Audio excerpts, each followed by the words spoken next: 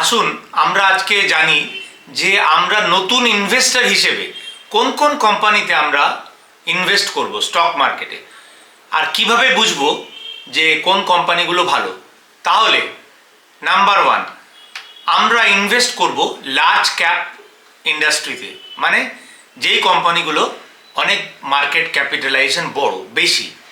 Second, profit generating company, যেই কোম্পানির প্রত্যেক বছরে প্রফিট করে সেই কোম্পানিতে আমরা ইনভেস্ট করব। নাম্বার থ্রি, যারা ভবিষ্যৎ ইন্ডাস্ট্রি মানে future industry, growing industry like artificial intelligence, battery, renewable energy মানে সোলার হাইডেল, এই ধরনের ইন্ডাস্ট্রি হচ্ছে ভবিষ্যতে আমাদের খুব ফাস্ট গ্রোয়িং ইন্ডাস্ট্রি। আর আমরা সেই ধরনের কোম্পানিতে ইনভেস্ট করব যারা আমাদেরকে প্রত্যেকটা ফাইন্যান্সিয়াল ইয়ারে কিংবা কোয়ার্টারে আমাদের ডিভিডেন্ডস দেয়।